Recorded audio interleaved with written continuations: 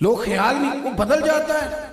मेरे रसूल करीम अलैहिस्सलाम ने ना हमेशा, हुजूर की सीरत में आपको मिलेगा कि नबी करीम ने हमेशा मुस्बत बात की। लोगों का रवैया देखकर अगर आपने बदलना है ना, माहौल देख के बदलना है, फिर आप कभी मामकसद नहीं जी सकते। आप कभी किसी रवैये के मुताबिक अपने आप को ना डालें। आप तो रसूलुल्लाह के गुलाम हैं। हमें तो जब भी ढलना है हुजूर की रजा के मुताबिक ढलना है। हमारा तो पीछे मरकज है, मरकजियत है, हमने उसके मुताबिक अपने आप को रखना है। लोगों के रवैयों के मुताबिक ढलना, ये जलसों का महफिल का माहौल है ना। आज तो हम कुछ लेट हो गए। आज सुबह ही कुछ मामला ऐसा हो गया कि जनाजा था, जिसकी वजह से शुरू सफ़र ही थोड़ा देर से करना पड़ा। मेरी कोशिश होती है मैं वक्त पे जलसे पे चला जाऊँ। मुझे कई दफ़ा मेरे अहबाब कहते हैं कि आप बिला वजह जल्दी चले जाते हैं। कई जगहों पे हम उस वक्त भी चले गए कि अभी साउंड भी नहीं सेट हुआ था। अच्छा, वो बजाय इसके कि खुद लेट हैं, इश्तिहार पे लेके बाद नमाज मगरब, और हम गए तो अभी साउंड वाला आया है, तो उल्टा वो हमसे पूछते हैं कि तुसी आ भी गए हो। मैं क्या सी वेले जो है, तुहानू काम कोई नहीं सी, फारिग से बंदे थे, आ गए।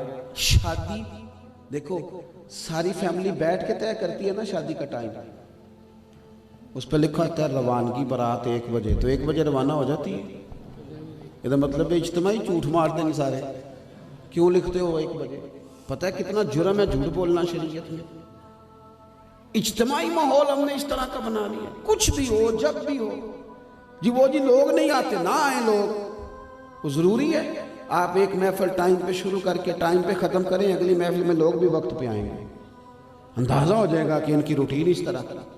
हम माहौल नहीं बनाते। लोगों को देख के रवैये कभी ना बनाएं। आप जिंदगी में नजरियाती बने, उसूल कायम करें। कायदे आज़म मोहम्मद अली जिन्ना ने एक दफ़ा कहा था, ये नौजवानों से बात कर रहा हूँ, इसको याद रखिएगा। लोगों ने कहा कि आपने बड़ी कामयाब सियासत की है, लेकिन गांधी भी कहता है मैं कामयाब हूँ। तो कहने लगे मेरी और उसकी सियासत में फ़र्क है। और ये उन्होंने गांधी से भी कहा था। कहने लगे तेरी और मेरी सियासत में फ़र्क है। वो क्या? कहने लगे तू हालात देख कर फैसला करता है और मैं फैसला कर लेता हूँ, फिर रब हालात उधर कर देता है। नजरियाती लोग हालात बदलते हैं, हालात देखकर अपने फैसले नहीं बदला करते। आप मुस्बत रहें। आप ये देखें मैं ठीक हूं।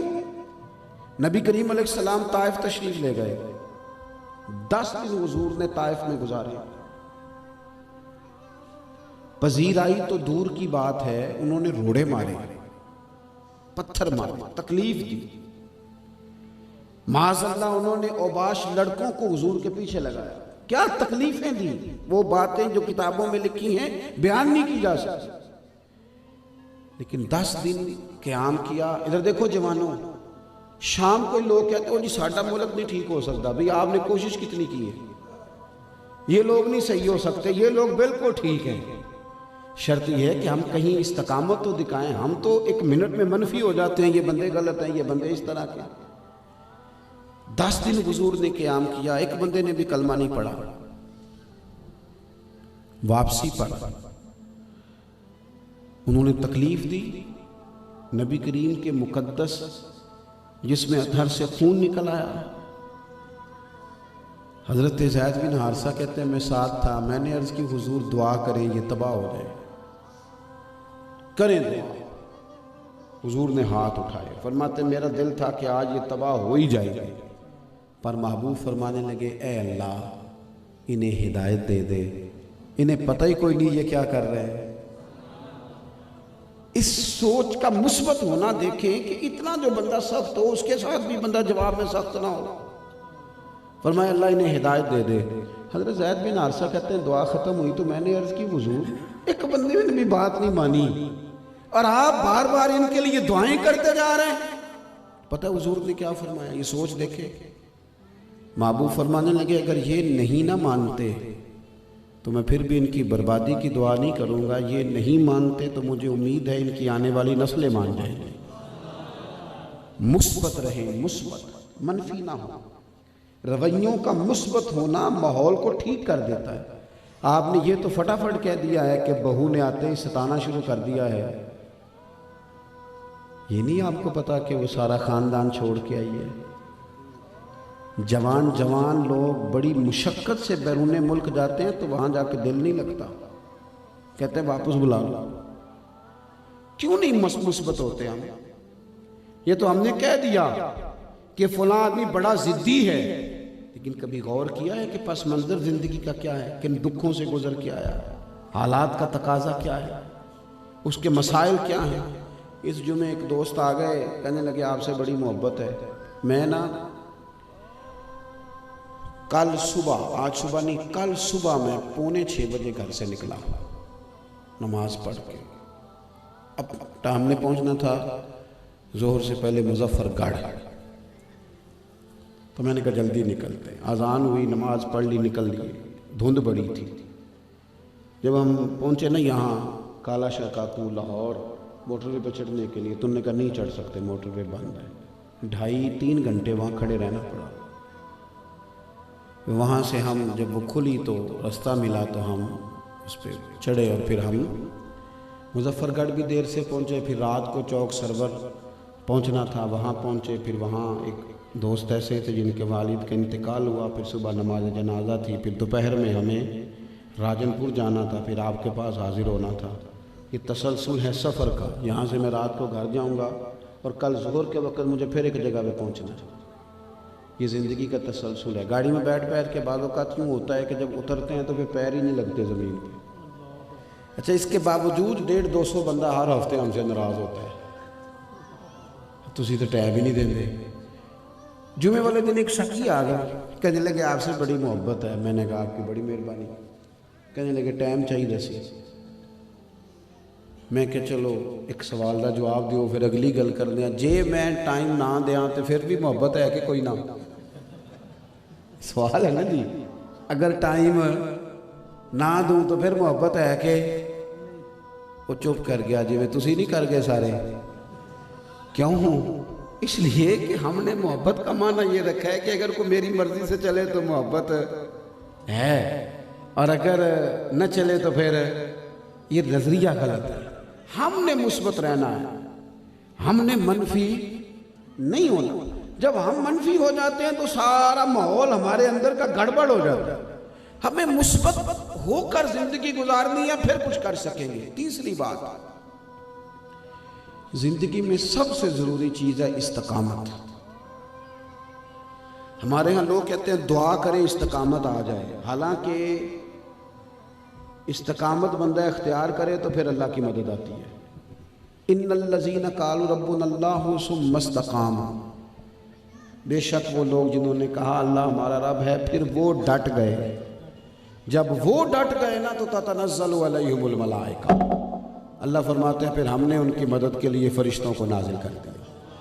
पहले आपको थोड़ी इस्तकामत दिखानी है। ठहर कर 1 मिनट में इधर की उधर ना हो जाए, थोड़ा डटना। थोड़ा हजरत श्री सख्ती रहमतुल्लाह अलैह फरमाते हैं कि सफ़र बड़ा लंबा था तो मैं दरख्त के नीचे लेट गया, थक गया था और कई दिनों से किसी ने नसीहत भी नहीं की थी, दिल बड़ा परेशान था। तो मैंने अल्लाह की बारगाह में अर्ज़ की मालिक दरख्त को ज़ुबान ही दे दे।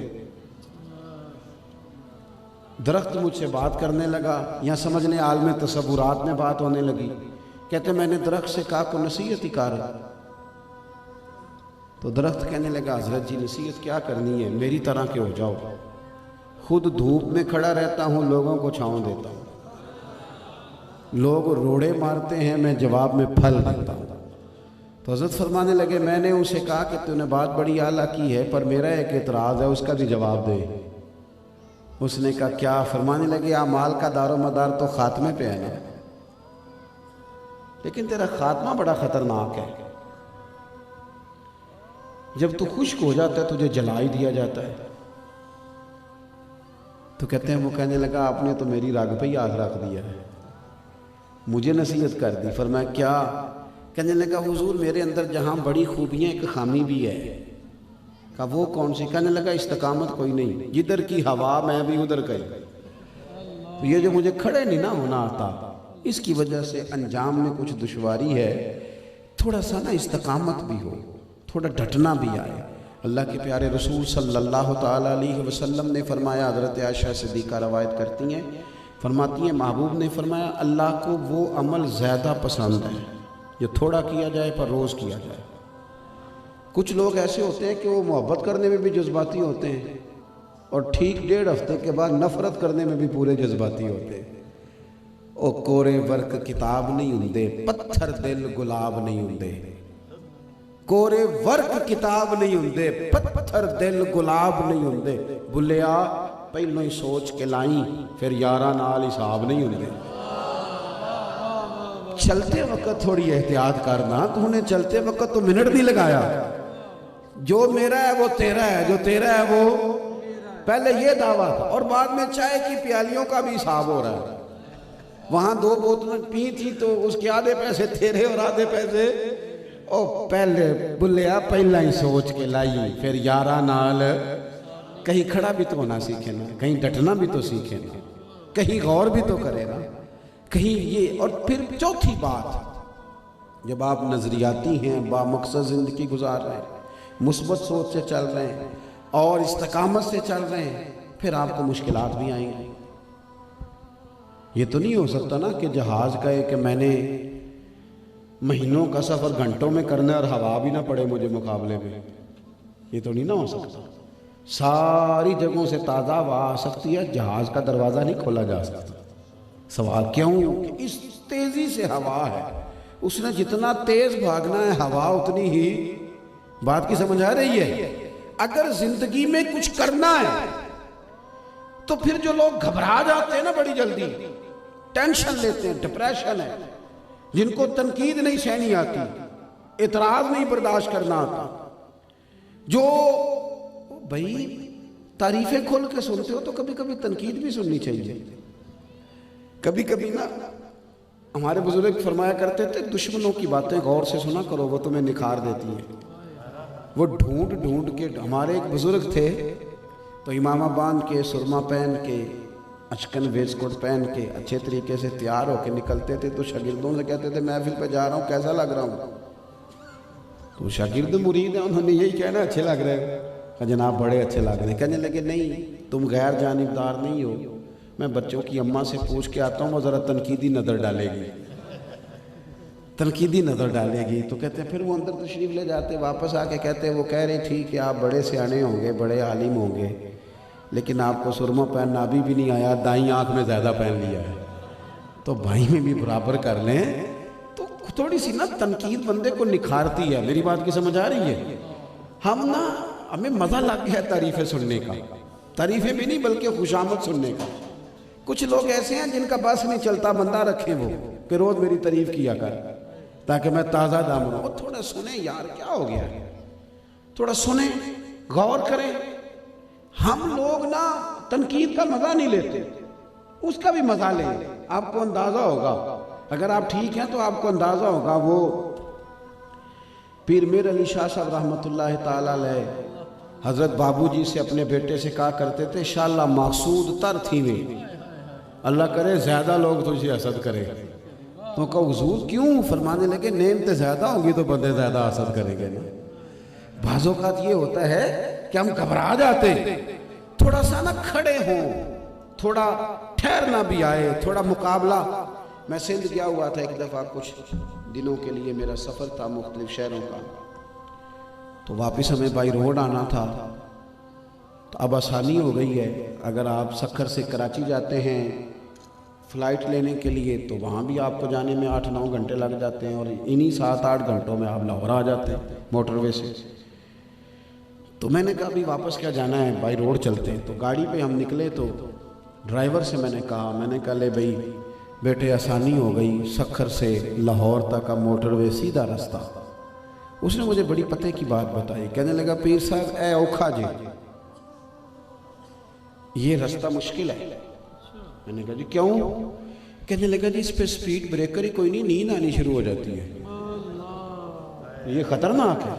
अगर कहीं स्पीड ब्रेकर आए ना, कहीं को रक्शे वाला आए, कई दफ़ा रक्शे वाला गलत क्रॉस भी करता है, उल्टा तनकीद भी करता है कि तुहानू चलानी नहीं आती। कहते हैं वो जो थोड़ी देर बंदा गुस्सा करता है उससे भी ज़रा आंखें खुली रहती हैं, वो थोड़ी देर